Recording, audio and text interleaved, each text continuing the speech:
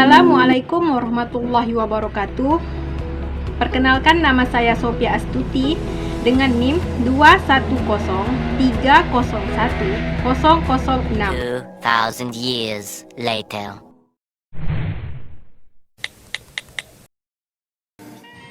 Baiklah, saya akan menjelaskan tentang sejarah pengembangan kurikulum. Yang pertama, pengertian kurikulum. Yang kedua, sejarah pengembangan kurikulum.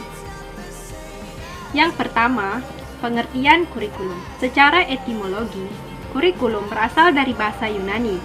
Kurir artinya pelari, kurere artinya lintasan lari. Dan pengertian kurikulum secara istilah adalah sejumlah mata pelajaran yang harus diselesaikan siswa dari awal hingga akhir program untuk memperoleh kelulusan dan ijazah. Sedangkan pengertian kurikulum menurut Undang-Undang Nomor 20 Tahun 2003, pengertian kurikulum adalah seperangkat rencana dan pengaturan mengenai tujuan, isi, dan bahan pelajaran serta cara yang digunakan sebagai pedoman penyelenggaraan kegiatan pembelajaran guna mencapai tujuan pembelajaran. A. Kurikulum 1947, Rencana Pelajaran 194. Kurikulum pertama yang lahir pada masa kemerdekaan memakai istilah dalam bahasa Belanda leerplan, artinya rencana pelajaran. Istilah ini lebih populer dibanding istilah kurikulum tri dalam bahasa Inggris. Perubahan arah pendidikan lebih bersifat politis dari orientasi pendidikan Belanda ke kepentingan nasional. Sedangkan asas pendidikan ditetapkan Pancasila. Kurikulum yang berjalan saat itu dikenal dengan sebutan Rencana Pelajaran 1947 yang baru dilaksanakan pada tahun 1950. Sejumlah kalangan menyebut sejarah perkembangan kurikulum diawali dari kurikulum 1950. Kurikulum 1952. Pada tahun 1952, ini diberi nama Rencana Pembelajaran Terurai 1952. Dalam kurikulum Rencana Pelajaran Terurai sudah terdapat rincian mata pelajaran dan menggunakan silabus sebagai pokok-pokok atau isi materi pembelajarannya yang dihubungkan dengan kehidupan sehari-hari. Sehingga kurikulum ini sudah mengarah pada suatu sistem pendidikan nasional. Sistem penilaian berdasarkan kurikulum 1952 hampir sama dengan kurikulum 1947, yakni dilakukan melalui ulangan harian, ulangan umum, catur wulan, dan ujian penghabisan. Kurikulum 1964. Pokok-pokok pikiran kurikulum 1964 yang menjadi ciri dari kurikulum ini adalah bahwa pemerintah mempunyai keinginan agar rakyat mendapat pengetahuan akademik.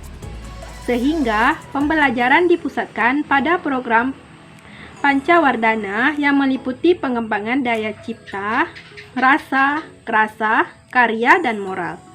Mata pelajaran diklasifikasikan dalam 5 kelompok bidang studi: moral, kecerdasan, emosional atau aristik, keterampilan, dan jasmani. Pendidikan dasar lebih menekankan pada pengetahuan dan kegiatan fungsional praktis. Kurikulum 1968. Kurikulum 1968 merupakan perwujudan dari perubahan orientasi pada pelaksanaan Undang-Undang Dasar 1945 secara murni dan konsekuen.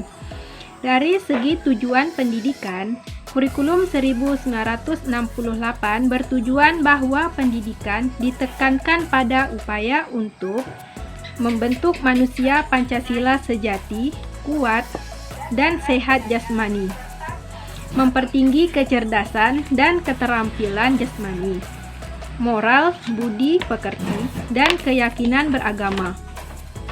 Isi pendidikan diarahkan pada kegiatan mempertinggi kecerdasan dan keterampilan serta mengembangkan fisik, yang sehat dan kuat. Kurikulum 1975. Kurikulum 1975 menekankan pada tujuan agar pendidikan lebih efisien dan efektif. Metode, materi, dan tujuan pengajaran dirinci dalam prosedur pengembangan sistem instruksional PPSI. Pada masa ini dikenal istilah satuan pelajaran, yaitu rencana pelajaran setiap satuan bahasaan. Setiap satuan pelajaran dirinci lagi. Setiap satuan pelajaran diperinci lagi menjadi petunjuk umum. Tujuan instruksional khusus materi pelajaran, alat pelajaran, kegiatan belajar mengajar, dan evaluasi. Namun kurikulum 1975 mendapat banyak kritikan karena tidak ideal dikarenakan beban tugas guru yang terlalu banyak dalam melakukan rincian apa saja yang ingin dicapai. Kurikulum 1984 mengutamakan pendekatan proses atau proses skill approach. Posisi siswa ditempatkan sebagai subjek belajar dari mengamati sesuatu, mengelompokkan, mendiskusikan, hingga melaporkan. Model ini disebut cara belajar siswa aktif (CBSA) atau Student Active Learning (SAL). Proses belajar mengajar siswa mengalami keterlibatan intelektual, ekonominal, yaitu keterlibatan fisik dalam proses belajar mengajar. Kurikulum 1994. Kurikulum 1994 dibuat sebagai penyempurnaan kurikulum 1984 dan dilaksanakan sesuai dengan Undang-Undang Nomor 2 Tahun 1989 tentang Sistem Pendidikan Nasional. Hal ini berdampak pada sistem pembagian waktu pelajaran, yaitu dengan mengubah dari sistem semester ke sistem catur wulan. Dengan sistem catur wulan yang pembagiannya dalam 1 tahun menjadi 3 tahap, diharapkan dapat memberi kesempatan bagi siswa untuk menerima materi pelajaran cukup banyak. Tujuan pengajaran menekankan pada pemahaman konsep dan keterampilan menyelesaikan soal dan pemecahan masalah. Kurikulum 2004. Kurikulum 2004 atau lebih dikenal dengan KBK, kurikulum berbasis kompetensi, yakni perpaduan antara pengetahuan, keterampilan, nilai, serta sikap yang ditujukan dalam kebiasaan berpikir dan bertindak. Pendidikan berbasis kompetensi menitik beratkan pada pengembangan kemampuan untuk melakukan kompetensi tugas-tugas tertentu sesuai dengan standar Formance yang telah ditetapkan. Pendidikan mengacu pada upaya penyiapan individu yang mampu melakukan perangkat kompetensi yang telah ditentukan. Implikasinya adalah perlu dikembangkan suatu kurikulum berbasis kompetensi sebagai pedoman pembelajaran. Kurikulum 2006. Kurikulum 2006 KTSP adalah kurikulum operasional yang disusun dan dilaksanakan oleh satuan pendidikan dengan berdasarkan standar kompetensi dan kompetensi dasar oleh Badan Standar Nasional Pendidikan (BSNP). Prinsip pelaksanaannya adalah didasarkan pada kondisi peserta didik, 5 pilar belajar, adanya pelayanan perbaikan, pengayaan, dan percepatan. Dilaksanakan dalam hubungan pendidik dan peserta didik yang saling akrab dan terbuka. Menggunakan pendekatan multistrategi dan multimedia. Mendayagunakan potensi alam. Adanya keterkaitan antar kelas dan jenjang pendidikan. Kurikulum 2013. Kurikulum 2013 disusun dengan mengembangkan dan menguatkan sikap, pengetahuan, dan keterampilan secara berimbang. Di kurikulum ini, guru diharapkan dapat mendorong siswa untuk melakukan observasi, bertanya, bernalar, dan mengkomunikasikan apa yang telah siswa pahami setelah menerima materi pembelajaran. Kemudian, untuk siswa itu sendiri diharapkan dapat memiliki tanggung jawab terhadap lingkungan sekitar, kemampuan interpersonal antar personal, dan memiliki kemampuan berpikir kritis.